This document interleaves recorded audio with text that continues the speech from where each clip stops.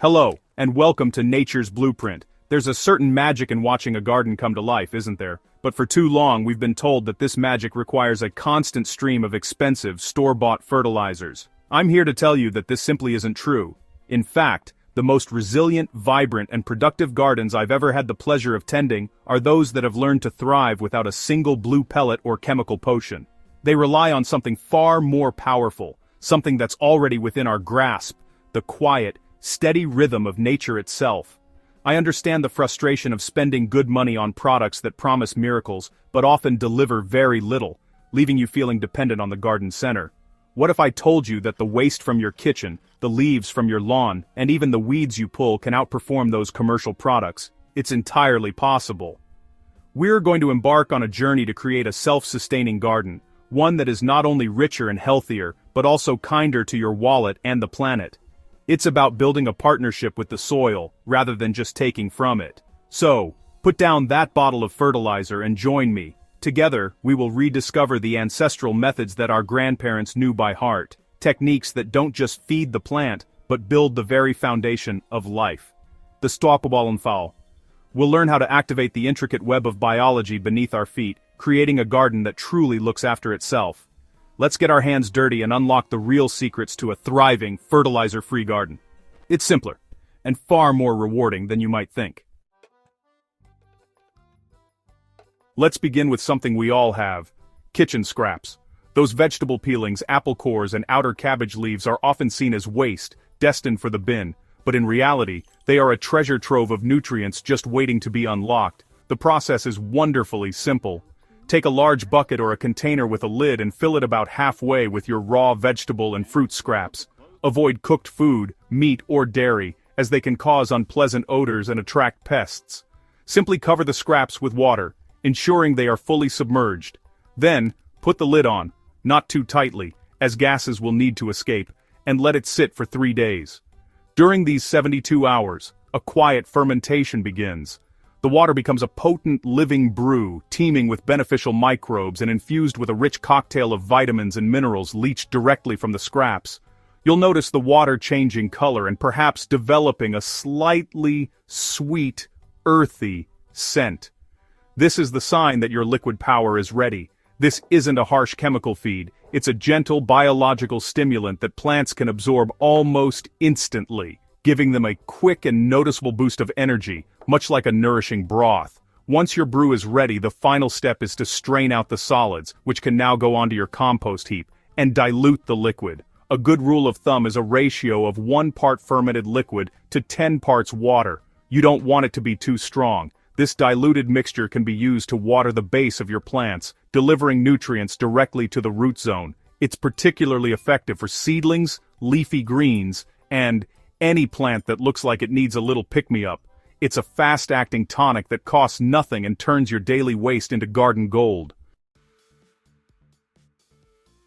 Now, let's talk about one of my absolute favorite garden resources, something that nature provides in abundance every autumn: fallen leaves. We often see them as a nuisance to be raked up and discarded, but they are, in fact, the key to creating leaf mold, a truly superior soil conditioner. Making it requires very little effort, just patience. The simplest method is to gather your fallen leaves, any type will do, though some break down faster than others, and pack them into black bin bags. Moisten them with a bit of water if they're very dry, poke a few holes in the bag for air circulation, and then simply forget about them for a year or two. Tucked away behind a shed or in a shady corner, a slow, cool, fungal decomposition takes place. Unlike composting, which is a hot, bacterial process, this fungal breakdown mimics what happens on a forest floor. The fungi work their magic, transforming the brittle leaves into a dark, crumbly, and wonderfully sweet-smelling material. This finished product, leaf mold, is not particularly high in nutrients like a fertilizer, but its value lies in its incredible ability to physically transform your soil. It is one of the best soil improvers you can get your hands on. When you incorporate leaf mold into your garden beds, its spongy texture works wonders. In heavy clay soils, it opens up the structure, improving drainage and aeration, allowing roots to breathe and penetrate more easily.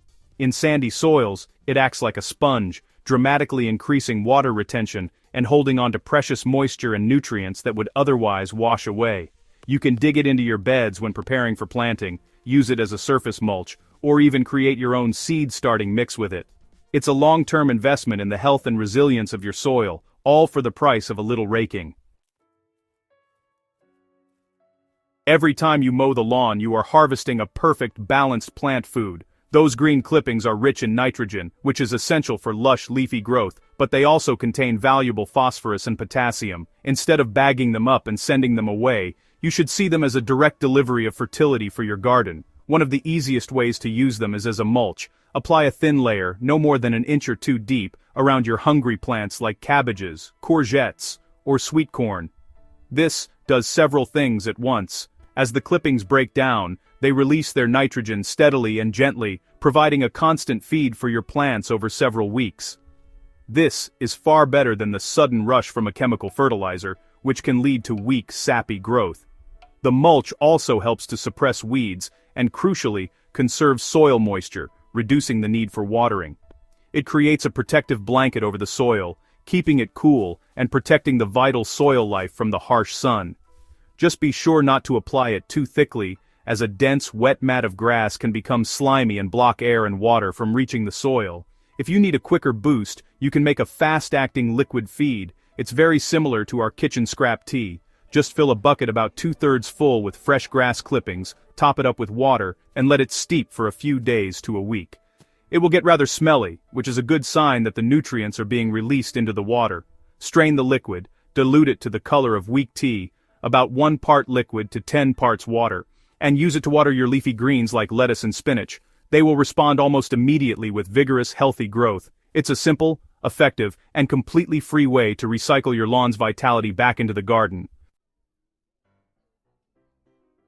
You know, the word compost can sometimes feel intimidating, conjuring up images of large, steaming heaps and complicated rules about greens and browns, but I want to assure you that you don't need a huge garden or a special bin to make fantastic compost. Even the smallest balcony or patio can produce this black gold. All you need is a container with a lid and some drainage holes, a simple bucket, an old storage tote, or, honestly, a purpose-made small composter will do just fine. The key is to think small and be consistent. This is about recycling your daily kitchen and garden waste into a living soil amendment. Start collecting your greens and browns. Your greens are the nitrogen-rich wet materials, kitchen scraps, like vegetable peelings and fruit waste, coffee grounds and tea bags. Your browns are the carbon-rich dry materials, torn-up cardboard, egg cartons, toilet paper rolls, dry leaves, and eggshells. The secret to good small-scale composting is to chop everything up into small pieces. This dramatically increases the surface area for the microbes to work on, speeding up the whole process and ensuring everything breaks down evenly without becoming a slimy mess. Try to add your materials in rough layers, a bit of green, then a bit of brown, kind of like making a lasagna. Keep the contents slightly damp, like a wrung-out sponge, but never waterlogged. Give it a stir every week or so with a trowel or a stick to introduce air, which is vital for the aerobic bacteria that do the hard work. In a few months, you'll be rewarded with a rich, dark, earthy-smelling compost. Even a small amount of this homemade goodness mixed into your pots or spread on your beds will introduce a massive diversity of beneficial microbes, improving soil structure and unlocking nutrients for your plants. It's really the heart of a healthy garden, no matter the size.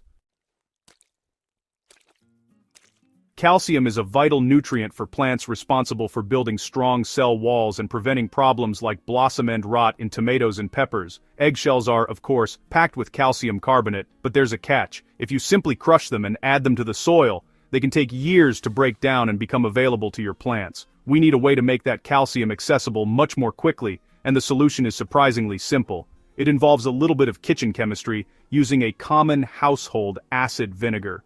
First, you need to prepare your eggshells. After you use your eggs, give the shells a quick rinse to remove any residue, and let them dry completely. Once you have a good collection, you need to turn them into a fine powder. You can do this with a mortar and pestle, which is actually quite satisfying, or for a quicker job, a coffee grinder or blender works perfectly. The finer the powder, the more surface area there is to react with the vinegar, and the more efficient the extraction will be. Store this powder in an airtight jar. It's your concentrated calcium supply. Now for the magic. Take a tablespoon of your eggshell powder and put it into a jar. Slowly pour in about a cup of plain white vinegar. you will immediately see a reaction as the vinegar, an acid, begins to dissolve the calcium carbonate in the eggshells, releasing carbon dioxide. It will fizz and bubble quite vigorously. Let this reaction continue until it stops, which might take a few hours, or up to a day. This solution now contains calcium acetate, a form of calcium that is water-soluble and immediately available for your plants to absorb. Dilute this concentrate at a rate of 1 tablespoon per gallon of water and use it as a foliar spray or a soil drench. When your plants begin to flower and set fruit, think of your tomatoes, peppers, cucumbers, and even your roses. Their nutritional needs change. They begin to crave potassium, a nutrient that is absolutely essential for fruit development, disease resistance, and overall plant vigor. And, honestly, one of the best and most readily available sources of potassium in your home is the humble banana peel. Instead of tossing them, we can use them to create a potent, potassium-rich tea that these heavy-fruiting plants will absolutely adore. The method couldn't be simpler. Take a few banana peels, fresh or dried both work well, and place them in a large jar or jug. You can chop them up to increase the surface area if you like. Then, simply fill the jar with water, screw on the lid, and let it sit on your countertop or a sunny windowsill for about a week. Over this time, the water will slowly turn a murky brown as the potassium, along with smaller amounts of phosphorus, magnesium, and other micronutrients, leaches out of the peels and into the water. After a week, your banana peel water is ready to use. You can strain out the peels and add them to your compost heap. Unlike some of our other liquid feeds, this one is gentle enough that it often doesn't require dilution, though you can dilute it by half if you prefer to be cautious. Use this potassium-rich liquid to water the base of your flowering and fruiting plants. Regular applications during this crucial growth phase will encourage more abundant blossoms, stronger fruit set, and ultimately, a more flavorful and bountiful harvest. It's a targeted feeding that gives your plants exactly what they need, right when they need it most. We've touched on mulching with grass clippings, but I want to dedicate a moment to the broader principle of mulching, because it is perhaps the single most important thing you can do for the long-term health of your garden. Mulching is simply the act of covering the surface of your soil with a layer of organic material. This isn't just about making the garden look tidy, it is a fundamental act of feeding the soil itself. In a forest, no one comes along with a rake and a bag of fertilizer. The soil is constantly fed by a blanket of fallen leaves, twigs, and other decaying matter. We are simply mimicking that natural, self-sustaining process. Think of mulch as a slow-release feast for the billions of microorganisms, fungi, and earthworms that make up your soil food web. As the mulch, be it leaf mold, wood chips, straw, or compost, slowly decomposes, it provides a continuous source of food for this underground ecosystem. In turn, these creatures break down the organic matter into nutrients that your plants can use, aerate the soil with their tunnels, and create a rich, stable soil structure. This living soil is far more resilient and fertile than sterile, bare earth. Beyond feeding the soil, a layer of mulch provides so many other benefits. It acts as a physical barrier, suppressing weed growth and reducing your workload. It insulates the soil, keeping it cooler in the summer and warmer in the winter, protecting plant roots from extreme temperatures. Most importantly, it dramatically reduces water evaporation from the soil surface, conserving moisture and meaning you'll need to water far less often. So, I urge you, never leave your soil bare. Keep it covered with a generous blanket of organic matter, and you will be building a garden that grows stronger and more fertile, year after year. Now for a technique that truly embodies the principle of turning a problem into a solution. We all have to weed our gardens, but what do you do with those weeds? Often they end up in the green waste bin or are left to dry out and die. However, many common garden weeds like dandelions, comfrey, and nettles are dynamic accumulators. This means their deep tap roots are incredibly efficient at mining minerals and nutrients from deep within the subsoil, nutrients that are often unavailable to our more shallow-rooted vegetables. We can capture this hoarded wealth by making a potent weed tea. The process is robust and not at all delicate. Find a large bucket with a lid. This is important as the brew will become exceptionally pungent. Fill the bucket about 2/3 full with the weeds you've pulled. Try to use a variety if you can, but any green leafy weeds will work. Dandelions are rich in potassium and nettles are full of nitrogen and iron. Pack them down and then cover them completely with water. Put the lid on firmly and place the bucket somewhere out of the way, well away from your house for about 2 to 3 weeks. Over that time, the weeds will break down anaerobically, creating a dark, incredibly nutrient-rich, and very, very smelly liquid. This odor is the sign of powerful fermentation and nutrient release. When it's ready, you must dilute this concentrate significantly before use. A ratio of 1 part weed tea to 15 or even 20 parts water is about right. You're aiming for a very pale brown color. This liquid fertilizer is a powerhouse, perfect for giving a strong boost to hungry vegetables and leafy greens. It's the ultimate act of recycling, taking unwanted plants and transforming their captured nutrients into free, powerful food for the plants you want to grow. And there you have it. 8 simple, powerful ways to feed your garden without ever reaching for a synthetic fertilizer. As you've seen, the secret isn't a secret at all, it's a return to partnership. It's about seeing your garden not as a project to be managed with inputs and outputs, but as a living, breathing ecosystem. By making your own compost, brewing liquid feeds from waste, and keeping your soil covered with mulch, you are not just feeding your plants for today, you are building a resilient, self-sustaining system for tomorrow. The goal is to keep that soil biologically active, a thriving community that works with your plants. I encourage you to experiment. Don't feel you have to do everything at once. Perhaps start by making leaf mold this autumn, or by saving your kitchen scraps for a liquid feed. Try combining these methods. Use your homemade compost to enrich your beds, mulch with grass clippings, and give your tomatoes a boost with banana peel water when they start to fruit. Over time, you will see your soil darken, your plants grow stronger, and your reliance on outside inputs simply fade away. You are creating a closed loop, a garden that largely feeds itself. If this journey into regenerative natural gardening has inspired you, please consider subscribing to Nature's Blueprint for more tips on working with nature, not against it.